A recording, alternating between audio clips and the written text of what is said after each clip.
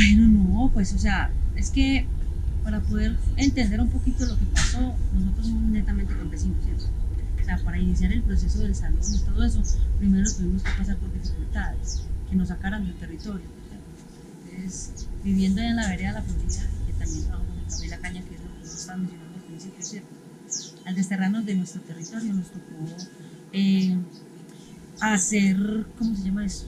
Cosas diferentes que tal vez no entendíamos, ¿sí?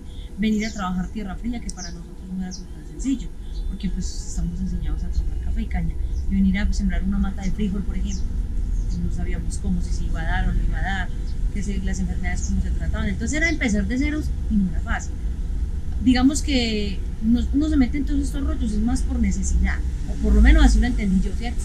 Porque, porque llegamos y bueno, yo no trabajaba en la huerta en ese entonces, porque estaba embarazada y pues se me dificultaba.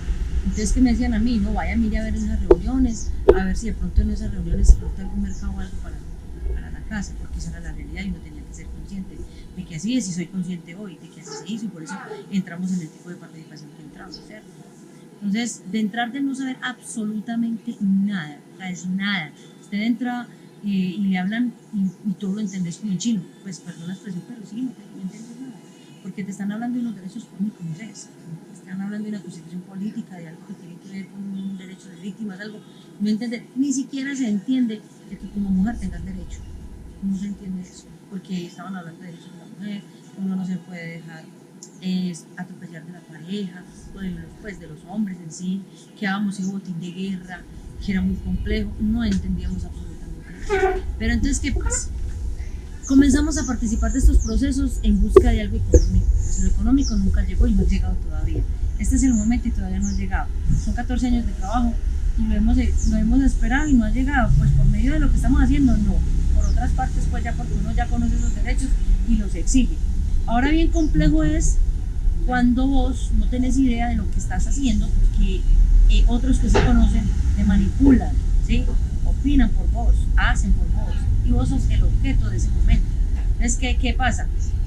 Al principio, desafortunadamente, en estos gobiernos que hubieron pasado, ¿cierto? Se utilizaba mucho a la gente para las estadísticas, ¿sí? Es que pasaba, veía uno no, que el oriente antioqueño fue sobreatendido, que había mucha gente atendida ya que en temas de retorno, que en temas de derechos, que en temas de reparación. Y bueno, uno decía, bueno, ¿y cómo? ¿Y dónde? Claro, los listados de asistencia se llenaron, pero en esos tiempos difíciles y duros, cuando a uno le daban cualquier costalito con 5 libras de arroz, unas de lentejas, otras de alberja y algún tarro de aceite y ya fue atendido. Pues para uno eso no es dignidad, ¿cierto? Estamos hablando de que hay unos derechos que se deben de cumplir de la mejor manera. Mínimamente que nos den la oportunidad de volver al territorio como estábamos. Y eso no va a suceder. Yo llevo 20 años lejos de la finca y no he podido volver. Y este es el momento que estoy esperando, que es una tal restitución de tierras, tampoco llega.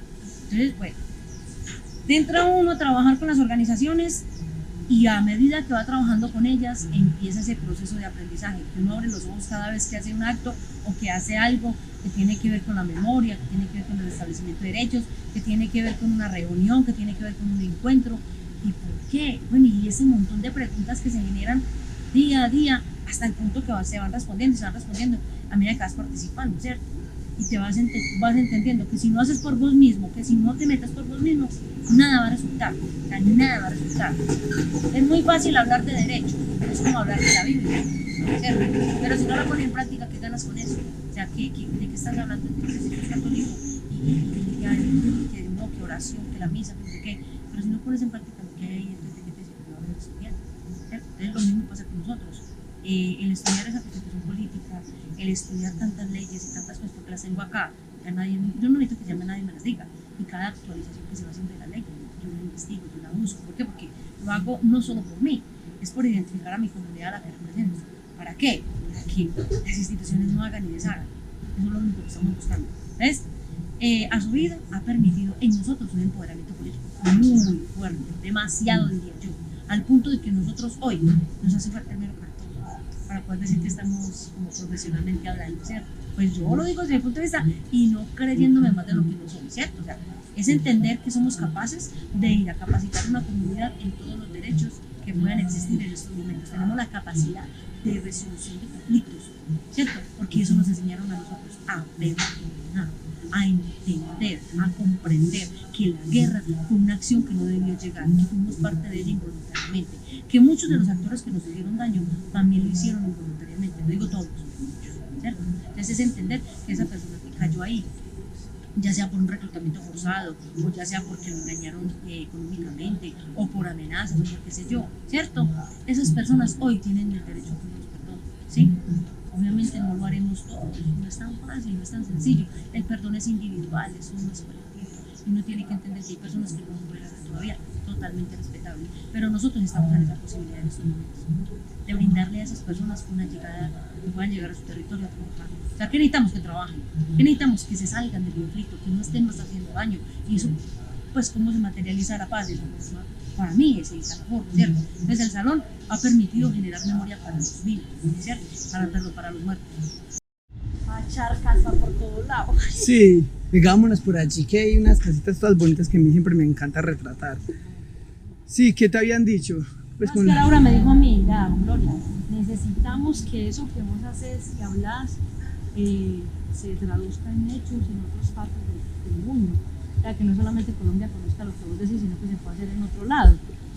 Y entonces yo le dije, no, dale, pues si se puede, se puede. O sea, yo no había hecho el compromiso, era porque tenía pareja, ¿sí me entiende? Y usted sabe que joder más que una mochila pesada. Entonces, ya ahora que me quedé sola, ella me hizo la propuesta y me dijo, no, Gloria, hágale. O sea, los hijos no creo que tengan problema porque usted vaya a salir.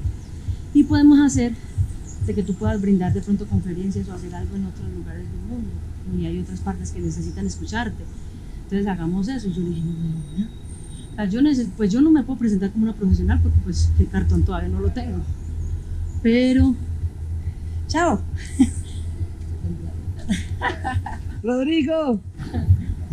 Yo no lo puedo hacer profesionalmente, pero pues la vida me da una oportunidad de hacer este trabajo y yo lo hago con mucho cariño. O sea, es que en la universidad uno no aprende esto. Uno aquí le ponen a sentir la vida de verdad. Entonces, y no me imagino que solamente el salón no es, o sea, muchos espacios en Colombia que cumplen esa función, ¿no? ¿Cierto? No solamente Granada podrá tener un espacio donde puede sensibilizar personas. Esto se hace a nivel de país y creo que a nivel del mundo, porque pues muchas personas que van, por ejemplo, algo que a mí me gustaría conocer algún día sería todo el proceso de Ana Frank. O sea, eso es fantástico. Yo me he visto videos sobre eso y he estudiado libros sobre eso y me parece tremendo, o sea, tremendo, y sería súper bacano poder conocer eso. Ahora, que haya gente allá que quiera conocer este proceso, me imagino que también la hay, ¿cierto? Entonces ese compartir de experiencias le permite a uno entender lo que pasa en los conflictos diferentes del mundo y así poder entender por qué nos pasó lo que nos pasó, ¿cierto? Sí. Bueno, entonces en esa tarea estamos tratando de hacerlo, pero pues hay que tener paciencia. Y me decías cómo fue, por ejemplo, toda la cuestión de permisos, cómo encontraron el lugar para construir el salón, quiénes eran al principio. Permisos, eso fue una pelea de padre, señor mío. Eso no fue así nomás, porque la propuesta se la hicimos a los aspirantes a la alcaldía del 2008. Y pues ellos se comprometieron, no voy a decir que no. Ellos se comprometieron, pero desafortunadamente, cuando ganó el que ganó, nos dijo, no, yo ya no lo puedo hacer, vea que estoy embalado, vea que esto y lo otro. Entonces, por medio del papel que él firmó, se lo llevamos hasta allá, hasta la oficina donde él trabajaba y dijimos, señor, usted hizo un compromiso firmado, entonces háganos el favor. Y él dijo, no muchachos, no, yo ya no puedo hacer eso porque yo me comprometí en el momento, pero ahora ya no lo puedo hacer porque esa gente no me da lado de yo meter ahí nadie más. Dijimos, no señor, un momentico, es que usted hizo un compromiso ante la comunidad, usted tiene que cumplirlo. Que yo no voy a hacer eso. Le dije, entonces listo, si usted no puede ir a la asamblea a explicar eso, que la asamblea viene para acá. Tenemos la asamblea aquí a la alcaldía y usted verá cómo se defiende con ellos. Que no, que cómo me va a traer toda esa gente para acá. Entonces le dijimos, ¿es uno o es el dos? Usted decide, ¿cierto? Y entonces ya al hombre siempre le tocó tomar la decisión de venirse con nosotros hasta la asamblea. ¿Pero están mojadas así, o qué? Eso no, Esa ya está seca. Y entonces tomamos la decisión de que él viniera hasta ahí, o sea, forzadamente, porque él no quería hacerlo. Y se vino y le dijo a la gente que... Ay, carajo, déjenmela.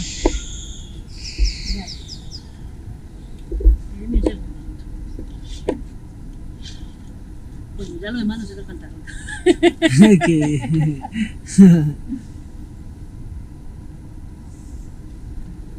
Y ese hombre llegar hasta esa asamblea, todo lo ovacionaba, porque como era el alcalde que había quedado, pues el de ellos, ¿cierto? Entonces, cuando les dijo, no, es que no puedo, yo no puedo darles el espacio, por eso y lo otro, más adelante, pues entonces la gente se le emberracó. Dijo, no señor, usted hizo un compromiso, necesitamos que cumpla ese compromiso ya. Y al ver la gente pues como enojada, molesta, el hombre accedió a que nos daba ese espacio, pero ya no era ya dentro de la Casa de la Cultura, sino abajo en el sótano. Nosotros nos confundimos porque cuando entramos a ese espacio estaba muy feo, eso estaba verde de la humedad que tenía. Pero dijimos, no, además de que con un poco de pintura las cosas cambian. Y gloria a Dios, hoy se dio por algo, porque ese espacio pues fue estratégico, ese sitio donde quedó el salón de nunca. ¿Por qué estratégico? Porque mira que todo el mundo llega, si no sepa que existe el salón de nunca más, le llama la atención el mero nombre, ¿cierto?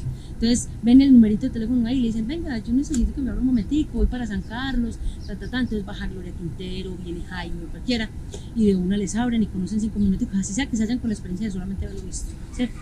Y quedan con la intriga y después lo llaman a uno que quieren volver ya con la familia. Entonces esas son cosas que van pasando, van sucediendo y van generando entonces una oportunidad de más visibilización. No nos interesa el propagandismo, no nos interesa que nosotros como que nos, ¿cómo se llama eso?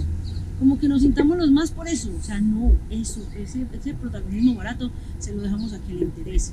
Nosotros simplemente queremos la visibilización de la población y que eso permita que la gente sea reconocida como, digamos, no como víctima del conflicto, sino como sobrevivientes de unos hechos que no debieron haber sucedido, ¿cierto? Entonces, para nosotros Hospital Ese Espacio se ha hecho un trabajo muy fuerte, muy bonito, que la gente hoy, yo a la gente pues les digo, vea, ese espacio es más de ustedes que nosotros, y por la misma razón, por sentirse tan empoderados de él, no han permitido el cambio. O sea, mucha gente dice, ay, pero es que ya 10 años lo mismo, ¿por qué no cambia? Sencillo, la gente no lo permite. Y además que quieren cambiar, pues como... No, que porque, ay, que uno viene siempre a ver lo mismo, que tal cosa, le digo, pues es que el problema es que bueno, se pueden hacer cambios, ¿quién dice que no? Pero hemos llevado la propuesta a la Asamblea, que es la máxima autoridad, y no lo han permitido. 2 veces, no una, sino 2, donde han dicho no, si quieren un espacio donde poner más cosas, no lo conseguimos, pero eso no nos lo van a tocar. Entonces, ¿eso qué significa? El empoderamiento que tiene la gente de ese espacio, para nosotros eso es muy valioso. Y entonces cuando ustedes, ¿cómo deciden ponerle el nombre? ¿O fue recurrente? Bueno, eso fue muy concertado porque inclusive le íbamos a poner Museo del Mundo. Sí. Esa fue la propuesta que llevamos. Y la gente confunde el museo con trastos viejos, Sí. pues, o con cosas viejas. Y la gente dijo, no, museo no, es que nuestros seres queridos no son trastos viejos. Queremos ponerle más bien salón, ¿cierto? Inclusive que casa del nunca más. No, que eso no es una casa, que es un salón. Entonces pongámosle, porque el nunca más y no tenía discusión. Pero lo demás, para poder que llegara como que quedara no tan feo, entonces bregamos por ese lado y la gente dijo, no, se va a llamar Salón del Nunca Más. Decisión unánime de la comunidad. O sea, propuesta que llamamos nosotros no fue acogida, pero la comunidad se empoderó y dijo, es el Salón del Nunca Más. Bueno, mira chico, vea, es que cuando nosotros empezamos a hacer ese espacio o decidimos hacerlo, no lo pensábamos como algo para que, ¿cómo le explicara yo? Como para que el mundo viera que somos unos berracos en hacer espacios de memoria, ni siquiera. O sea, no teníamos ni la más mínima concepción de lo que podía suceder con eso. Incluso cuando estábamos haciendo el montaje del salón, que fue bien complejo porque se le entregó un proyecto a la institucionalidad para que nos aportara para poder montarlo, y nos reunieron y nos dijeron, están locas, no les vamos a aportar para eso. Si nos hablan y nos dicen que quieren mercado para la gente, que quieren casas, que quieren cosas, nosotros miramos cómo gestionamos, pero para eso no les vamos a ayudar. Entonces ese proyecto se le presentó a Naciones Unidas, al PNUD. Dijimos, busquemos, pues estamos en una locura y esa locura hay que generalizarla, busquemos aliados locos, ¿cierto? Entonces le presentamos esa propuesta al PNUD y el PNUD dijo, no me comprometo, pero me encanta la idea. ¿Qué es el PNUD? Naciones Unidas, PNUD, Programa Nacional para no tengo ideas. Yo, mejor dicho, sí tengo ideas, no me acuerdo en el momento. Sí. Yo solo sé que Carlos Iván Lopera en el momento, y yo creo que todavía es director del PNUD de Antioquia, el hombre matado con estas ideas, ¿cierto? Entonces él dijo, a como de lugar hay que buscarle sostenimiento a eso y que pues, lo podamos hacer. Y nosotros creímos en su palabra. Ojo que ni siquiera teníamos claridad de que se pudiera dar ese proyecto y comenzamos a trabajarle. Yo me metí con una deuda de casi 12 millones de pesos con amigos para poder comenzar a trabajar eso. ¿Usted se alcanza a imaginar donde no resulte esa plata? O sea, yo estuviera en estos momentos escondiendo de cuenta del gobierno en una cárcel. Pues, mentiras, muy exagerada, pero podía haberse dado, ¿cierto? Porque desafortunadamente esa es la realidad. Uno como representante legal en un espacio donde están deudas a la coronilla, pues es el representante legal el que pague. Yo tenía 2 gallinas para pagar, pues no tenía más de la realidad, ¿cierto? En ese momento que tenemos, y no, pues no es porque tenga más ahora, para nada, tendré lo mismo, pero entonces con menos compromisos, no. Pero la cuestión es que cuando hicimos esa propuesta, la hicimos fue con el fin de que la gente tuviera un espacio donde llegar a elaborar el duelo. Nos parecía fundamental, o sea, podernos sentar en un espacio y hablar de lo que pasó y de lo que sucedió para no volverlo a repetir. No teníamos aquí mentalizado lo que iba a alcanzar eso, nunca, porque cuando el salón se inauguró, le dije a una compañera, gloria a Dios, terminó nuestro trabajo. Dejamos algo bonito, algo realizado y ya podemos descansar. Descansar, llórela. Eso es como cuando usted siembra un palo y tiene 2 ramitas, de ahí para adelante fue que se creció y ya no le hacían 2 sino 20 y comenzaron a hacerle hojas, frutos y 1000 cosas y uno dice, hijo, porque nos montamos en el bus que no era. Estamos físicamente embalados. Nosotros, pues sin presupuesto para trabajar una cosa de esas. Entonces ya todo el mundo que venga a entrevistas, que venga, que queremos que compartan esta experiencia, que no sé, que en La Ceja, que en el Carmen, que por allí, que en Bogotá, que en Los Llanos, hasta dónde no habremos ido nosotros a reconocer eso. Y nosotros les decimos, pues si nos dan los pasajes y la comida, nos vamos con mucho cariño, porque de aquí a salir hasta Río Negro nos dificulta, por la falta de presupuesto, porque siempre hemos trabajado como con esa palabra que dice que trabajamos con las uñas, ¿no? Pero siempre ha sido satisfactorio eso, ha sido difícil, más no imposible. La única imposibilidad está aquí. Y eso lo tengo súper claro. Entonces, cuando esto se hace, en el país no había reconocimiento de lugares de memoria. Por eso es lo que yo tengo claro, ¿cierto? O sea, nosotros hicimos eso más fue como por querer que la gente como que se juntara con nosotros, como que ese dolor que estaba sintiendo no lo sintieran tan solos y que pudiéramos hacer algo conjuntamente. Ya lo hicimos de esa manera, y ahí fue que después se extendió a lo que se extendió hoy, que inclusive lo llaman un espacio de resiliencia, ¿cierto? Y que los que tienen familiares desaparecidos, el único espaciocito que encuentran es ese, para poder encontrar alguito de esa persona que no está en un cementerio, no tiene ni idea de dónde está. Entonces ese espacio ha sido para nosotros sagrado y sublime. Y hay una compañera que le dice un nombre hermosísimo. Ella dice, es un espacio dolorosamente hermoso. Ay, Dios mío. Y por ejemplo todo el contenido y la exhibición como tal, ¿quién se las ayudó a diseñar? ¿Ustedes? Lorena Luengas, con apoyo de nosotros obviamente, porque usted sabe que cuando un profesional viene, él quiere meter la mano en todo, ¿cierto? Porque obviamente quiere poner su saber de por medio y eso no está malo. Lo que pasa es que hay que entender que hay una población que está empoderada de lo que está haciendo. ¿Lorena qué? Luengas. Entonces eso ¿Y ella que es arquitecta? Ella es artista plástica, creo que sí. El curador, mejor dicho, todas esas vueltas que hace. ¿De dónde es? Bogotá.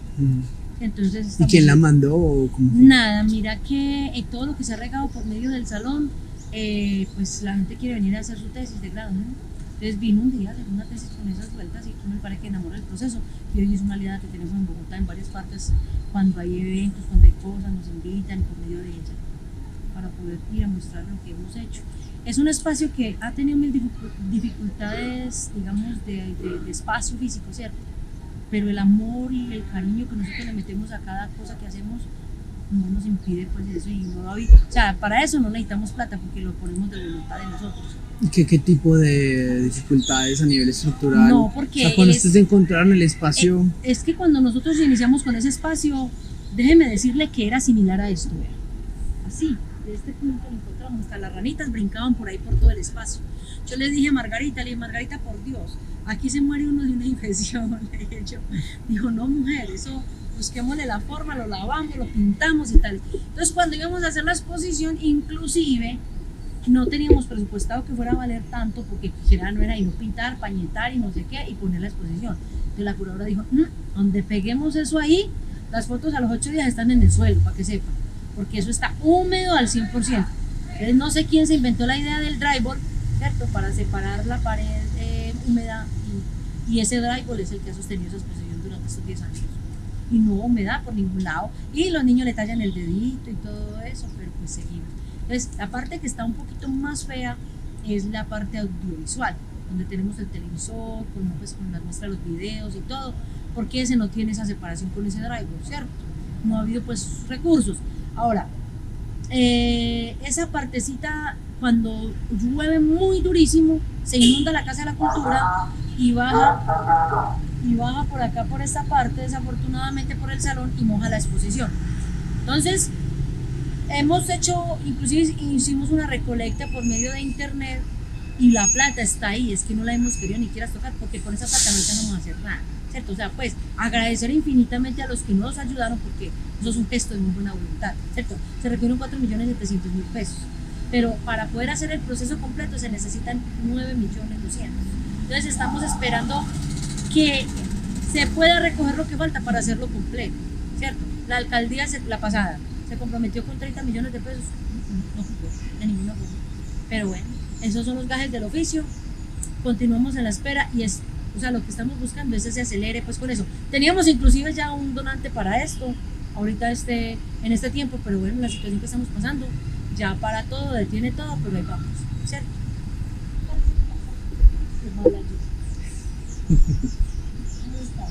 Mis dos niños están pero apestados hasta las orejas y a mí no me ha dado. A mí tampoco.